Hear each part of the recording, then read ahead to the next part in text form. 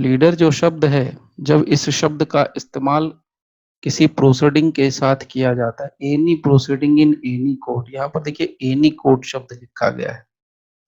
तो प्लीडर का डेफिनेशन यहाँ पर कह रहा है कि when used with reference to any proceeding in any court, any proceeding in any court, so किसी भी प्रोसीडिंग में किसी भी कोर्ट में, तो प्लीडर का मतलब होता है, अगर हम प्लीडर शब्द का इस्तेमाल किसी कोर्ट के रेफरेंस में करेंगे, किसी कोर्ट के प्रोसीडिंग के रेफरेंस में करेंगे, तो प्लीडर शब्द का मतलब क्या होगा। तो किसी कोर्ट के प्रोसीडिंग के रेफरेंस में अगर हम प्लीडर शब्द का इस्तेमाल करते हैं, तो प्लीडर शब्द का मतलब होता है ए पर्सन ऑथोराइज्ड बाय और under any law for the time being in force to practice in such court and includes any other person appointed with the permission of the court to act in such proceeding। तो 3 points मोटे तौर पर एकदम आपको crystal clear दिखना चाहिए। पहली बात तो ये कि प्लीडर शब्द का इस्तेमाल हम जो करते हैं किसी कोर्ट के प्रोसीडिंग के रेफरेंस के तौर पर करते हैं, तब प्लीडर शब्द का मतलब होता है कोई भी ऐसा पर्सन जिसको कि किसी ने ऑथोराइज किया हुआ है। किसने ऑथोराइज किया है? तो ऑथोराइज्ड बाय और under any law. So authorised by और under any law. What is any law? Any law किसको बोलते हैं? For the time being in force to practice in such court. तो ऑथोराइज्ड है किसी भी लॉ के द्वारा for the time being in force, और वो लॉ क्या करता है? ऑथोराइज करता है किसी भी पर्सन को to practice in such court. तो कौन सा लॉ आपको ऑथोराइज करता है प्रैक्टिस करने के लिए किसी भी कोर्ट के अंदर? Which law? Advocate advocate advocates act 1961। Advocate act 1961। Yes sir. और इसके साथ ही एक और शब्द कहा गया है कि प्लीडर के मतलब प्लीडर में कौन सी चीज इंक्लूड होती है? कोई भी दूसरा पर्सन जिसको कि अपॉइंट किया गया है, any person appointed with the permission of the court. So कोई भी पर्सन जिसको कि कोर्ट के परमिशन से अपॉइंट कर दिया गया है उस प्रोसीडिंग में। तो दो लोग हो गए, एक वो जिसको कि किसी लॉ ने परमिशन ग्रांट किया है, एक वो जिसको किसी लॉ ने ऑथोराइज कर दिया है for the time being in force. यानी आज आपके सामने एडवोकेट्स एक्ट 1961 है, कल को लेजिस्लेचर बोले ना एडवोकेट एक्ट हम लोग 1961 को हटा करके कोई नया एक्ट लाएंगे एडवोकेट्स के लिए, और उसके थ्रू आपका एनरोलमेंट होगा, उसके थ्रू आपको अथॉरिटी मिलेगी प्रैक्टिस करने के लिए, तो वही लॉ चलेगा और ये 1961 का लॉ हट जाएगा। इसीलिए बार बार लिखा जाता है for the time being in force. और दूसरा मीनिंग ये निकलता है कि कोई भी दूसरा पर्सन जिसको कि कोर्ट के परमिशन से अपॉइंट कर दिया गया। Now the question here is, दूसरा पर्सन कौन होगा? Any other person. Who is that any other person? क्या वो एनी अदर पर्सन की जब हम बात करते हैं तो वो any other person must be A LLB degree holder? क्या वो एनी अदर पर्सन के लिए एलएलबी रहना कंपलसरी है? क्या उसको किसी कॉलेज मान्यता प्राप्त यूनिवर्सिटी या कॉलेज से डिग्री लिया होना चाहिए? Is it so? इसका आंसर है no. So meaning thereby a non legal person could be appointed as a pleader. A non-legal person could be appointed as a pleader with the court's permission. So non-legal person भी pleader बन सकता है, लेकिन court के permission से ही बन सकता है। अब एक इंटरेस्टिंग फैक्ट ये है कि क्या अगर कोर्ट ने परमिशन ग्रांट कर दिया किसी नॉन लीगल पर्सन को प्लीडर के तौर पर अपीयर करने के लिए, तो उस नॉन लीगल पर्सन ने अब आर्गुमेंट करना शुरू कर दिया, तो क्या उसको बीच रास्ते में यानी बीच में ही उसका ये परमिशन विड्रॉ किया जा सकता है कोर्ट के द्वारा? Is it possible? इसका आंसर है यस। अगर कोर्ट ने किसी पर्सन को जो कि नॉन लीगल पर्सन है, नॉन लीगल पर्सन को अगर परमिशन दे दिया कोर्ट ने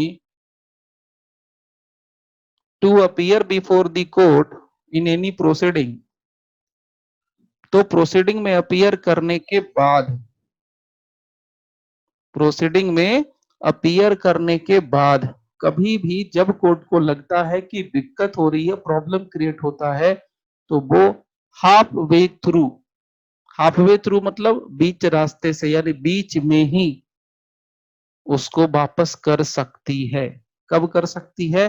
जब वो बहुत ही खराब सिचुएशन होगी तब कर सकती है। इस चीज को भी ध्यान दे लेना है। तो चलिए समझ लेते हैं प्लीडर का मतलब क्या निकल के आता है। याद हो गया होगा, तीन ही चीजें याद रखनी है। तो देखो मैं बिल्कुल शॉर्टकट सिखाऊंगा।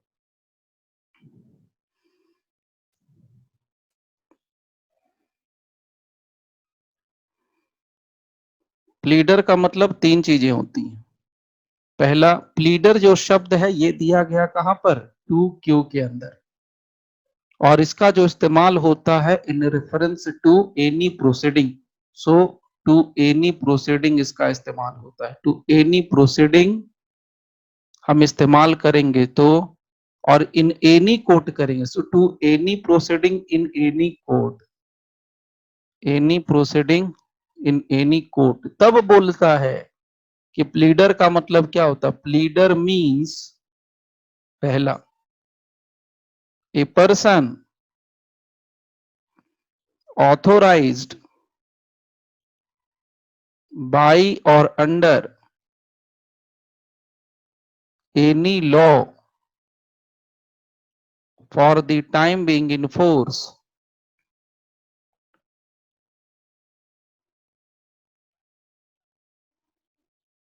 to practice in such court, उसी कोर्ट में प्रैक्टिस करने के लिए परमिशन देता है, ऑथोराइज करता है। नंबर टू, इसका मीन्स दूसरा, इंक्लूड्स एनी पर्सन, तो यहां लिख देंगे any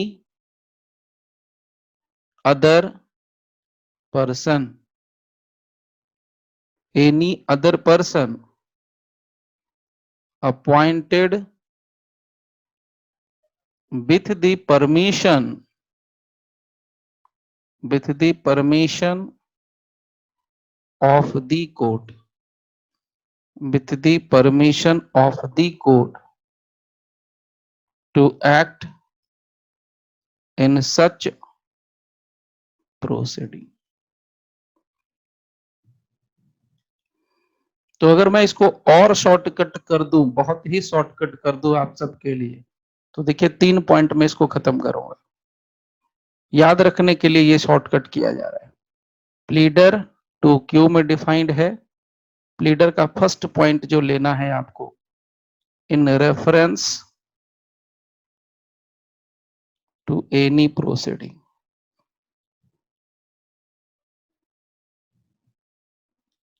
in any court.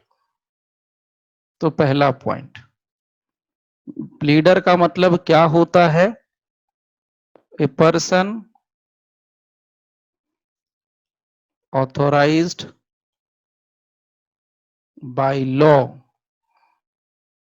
To practice. और तीसरा पॉइंट बस याद क्या रखना है, प्लीडर इंक्लूड्स ए पर्सन, क्या person? Any other person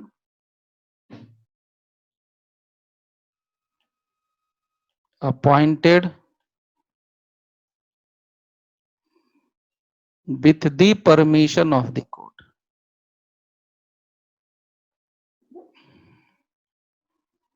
permission of the court. तो 3 पॉइंट थे ये, देखो 3 पॉइंट में प्लीडर फिनिश। अब इसका जो हटके पॉइंट था वो जरा हम लोग समझ लेंगे। What is the meaning of any other person?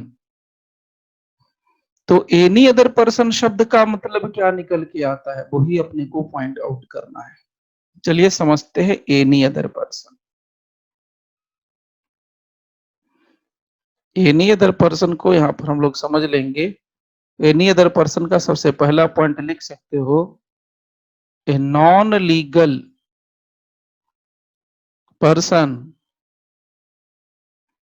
could be appointed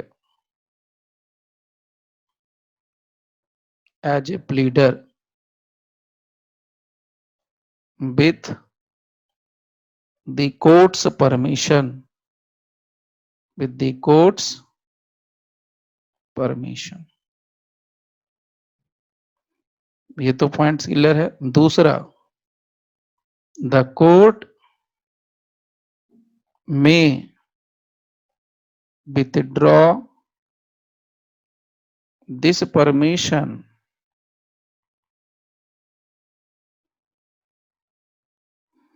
at any time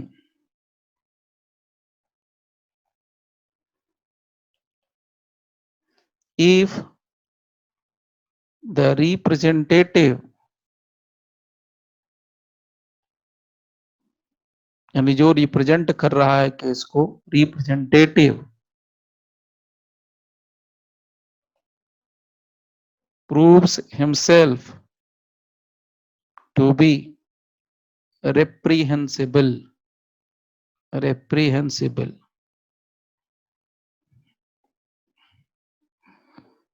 तो ये बात सुप्रीम कोर्ट के केस में कही गई थी। Harishankar Rastogi, Harishankar Rastogi, AIR 1978, supreme court 1019।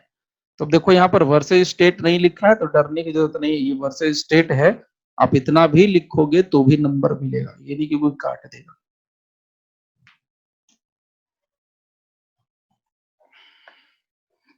एक और पॉइंट जो आपको इसके साथ, हाँ सर केस में दोनों पॉइंट कहे थे ना, हेल्ड आया ये इस केस में दोनों पॉइंट होगा क्या? नहीं नहीं, सिर्फ 2 नंबर का पॉइंट, सेकंड नंबर।